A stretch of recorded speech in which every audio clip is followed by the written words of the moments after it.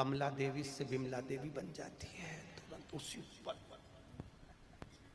जला सके। एक पति और पत्नी का झगड़ा हुआ, और पति पत्नी का झगड़ा हुआ और पत्नी ने चिल्लाकर जवाब में दे दिया, तुम तो जानवर हो। अब लड़ाई होती कि नहीं होती इतनी बड़ी बात है, तुम तो जानवर हो। पति मुस्कुराकर बोला, तू बिल्कुल सही बोली है, तू मेरी जान में तेरा वर। गलत कहां बोली? इतना बोलना था तो पत्नी कह रही है, मैं तुम्हारे लिए चाय बना के लाती। तुरंत लड़ाई समाप्त, क्रोध गया।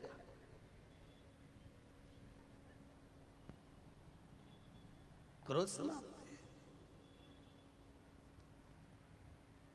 आज हम उनके यहाँ गए थे, क्या नाम उनका, नाना भाई के यहाँ, पानी वालों के यहाँ। तो उनके यहाँ वो वकील साहब मिले थे। तो वकील साहब बोले, गुरुजी उनकी धर्म पत्नी आई प्रणाम करने के लिए। तो वकील साहब बोले, ये मेरी धर्म पत्नी है। हमने कहा कथा का असर हो गया पूरा। तो हमने कहा धर्म पत्नी क्यों? क्योंकि गुरुजी पहले दिन कथा से बोल रही थी, कथा में चलो, कथा में चलो, और मुझे दूसरे दिन से कथा में लेकर आई है। और आप कहते हो जो अपने पति को कथा में लेकर आ जाए वो धर्म पत्नी कहलाती है। हमने कहा बिल्कुल सत्य है, गलत नहीं है, बिल्कुल सत्य। धर्म के पथ पर चलना सिखाइए महाराज, धर्म के पथ, धर्म के पथ। आज यहां शास्त्र कह रहा है, हिरण्यकशिपु ने जो वर मांगा घर आकर देखा तो धर्म पत्नी नहीं है। धर्म पत्नी को लिया तो नारद जी के यहाँ गर्भ का जो ज्ञान मिला था, उस ज्ञान की प्रबलता में धर्म पत्नी प्रखर हुई महाराज। पत्नी के गर्भ से जो बच्चा हुआ, होते से उसने भगवान के नाम का हिलात करा, उसका नाम प्रहलाद हुआ है महाराज। प्रहलाद खोलते तेल में डाल दिया,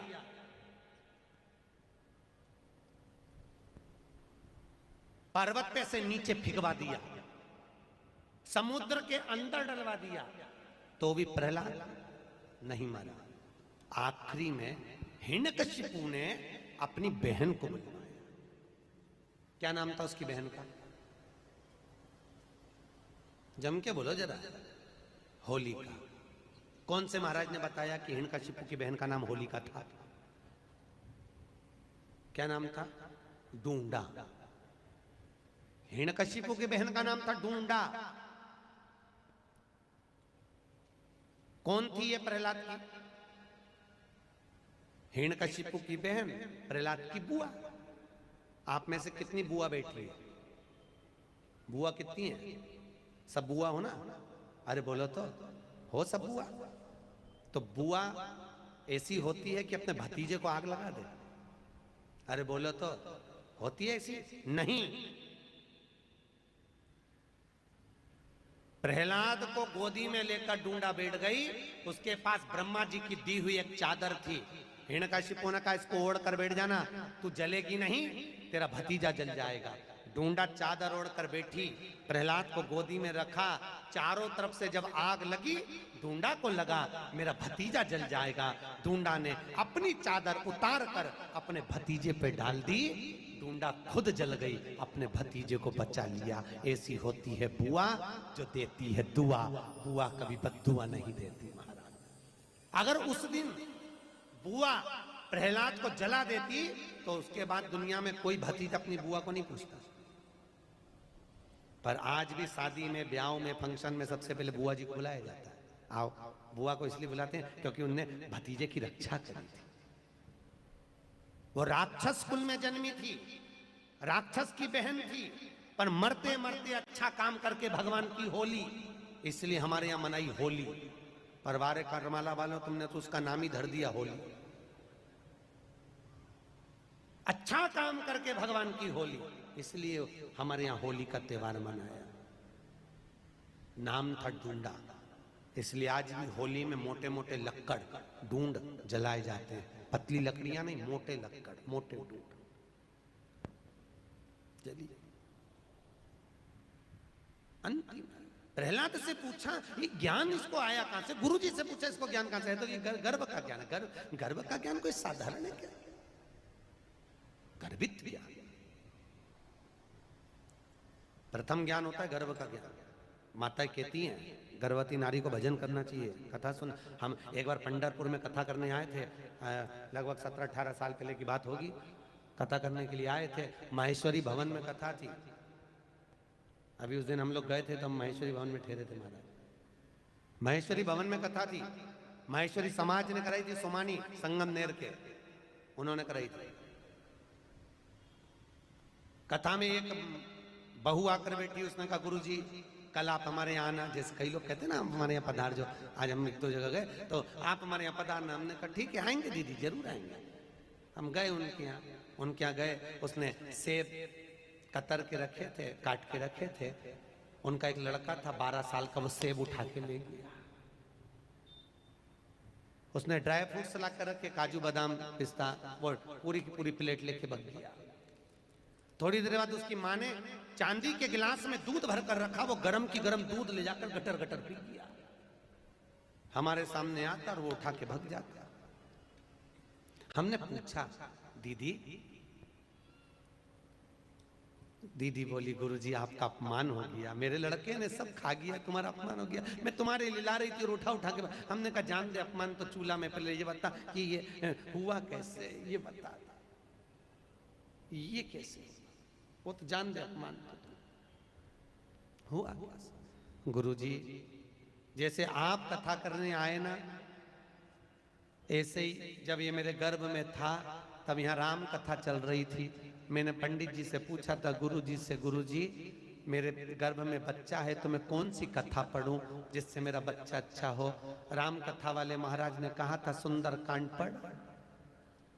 गुरुजी जब ये गर्भ में था इतने सुंदर कांड के पाठ करे, इतने पाठ करे, ऐसी औलाद पैदा हुई, सकनी नहीं बैठे। ये पाठ का बड़ा असर है। आज के जमाने में जो औलाद होती है ना, ये टीवी देख देख के पैदा होती है। क्योंकि डॉक्टर बोल देते बेड रेस्ट,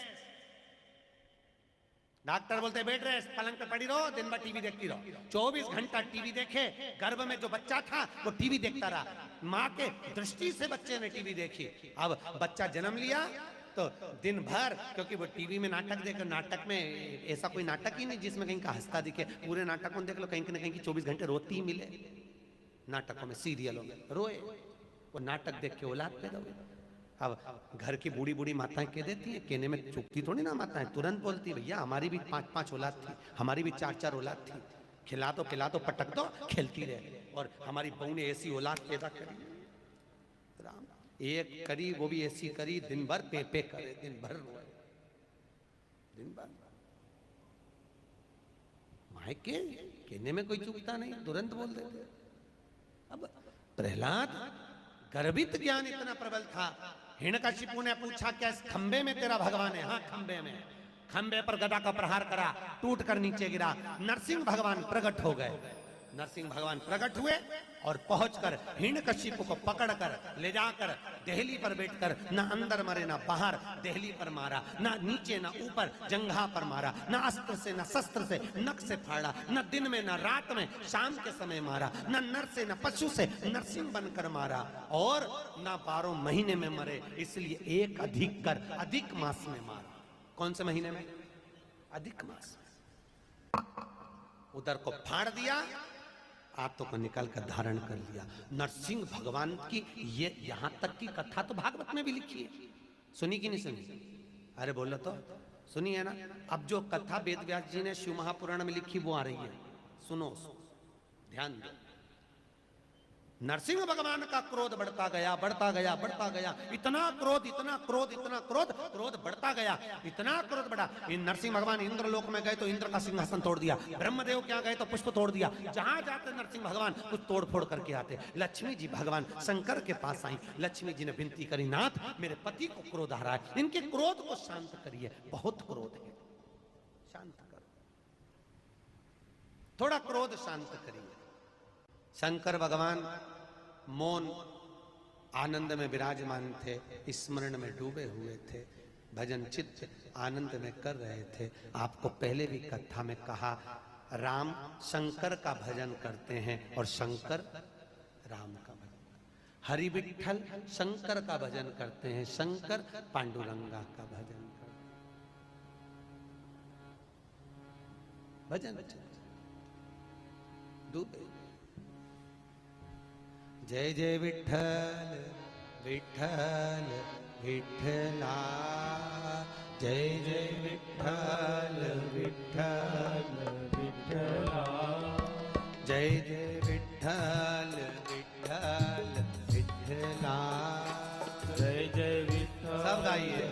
विठ्ठल विठ्ठला, जय जय विठ्ठल विठ्ठल विठ्ठला, जय जय विठ्ठल विठ्ठल विठ्ठला, माझा विठ्ठल पांडुरंगा, माझा विठ्ठल पांडुरंगा, माझा विठ्ठल पांडुरंगा, माझा विठ्ठल पांडुरंगा, जय जय विठ्ठल विठ्ठल विठ्ठला, जय जय विठ्ठल ताली से बात, दोनों हाथों से। विठ्ठला, जय जय विठ्ठल विठ्ठल विठ्ठला, जय जय विठ्ठल विठ्ठल विठ्ठला, माझा विठ्ठल पांडुरंगा, माझा विठ्ठल पांडुरंगा, माझा विठ्ठल पांडुरंगा, माझा विठ्ठल पांडुरंगा, जय हो जय हो।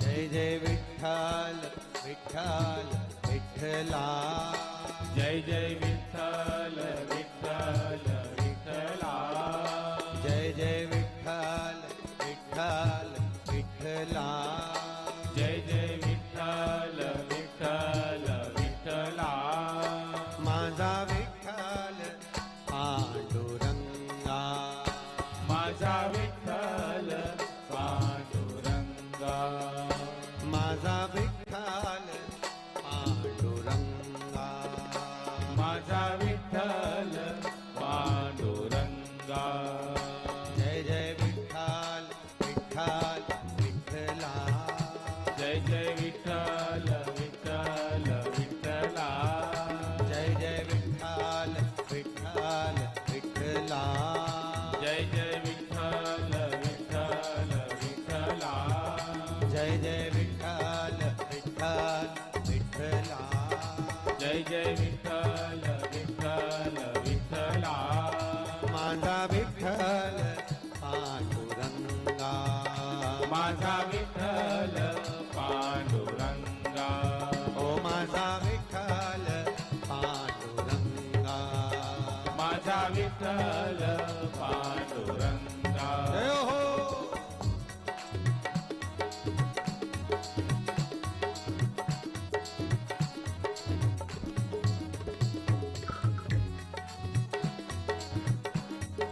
खड़े आनंद दोनों हाथों।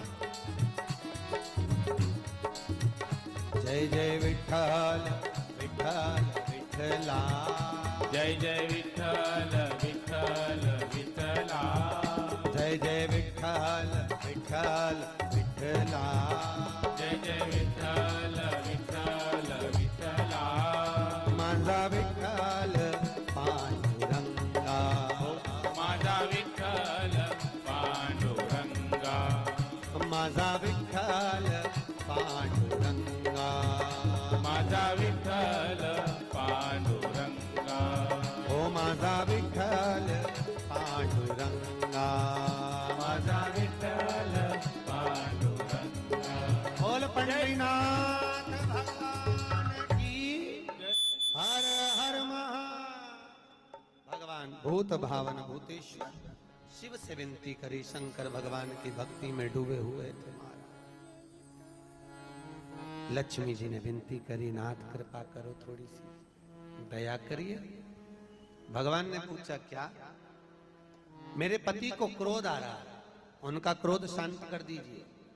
शंकर भगवान ने सारे देवताओं को बुलाकर कहा, नरसिंह अवतार कोई साधारण सा अवतार नहीं है जिसका क्रोध शांत कर दिया। तो फिर क्या करा जाए? शंकर भगवान बोले, मैं शरम्ब पक्षी का रूप धारण करूंगा। कौन सा पक्षी? शरम्ब, गिद्ध जैसा एक पक्षी होता है जिसका नाम है शरम्ब। शरम्ब पक्षी, गरुण जैसा स्वर। पक्षी तीर्थ गए हो? अरे बोलो तो।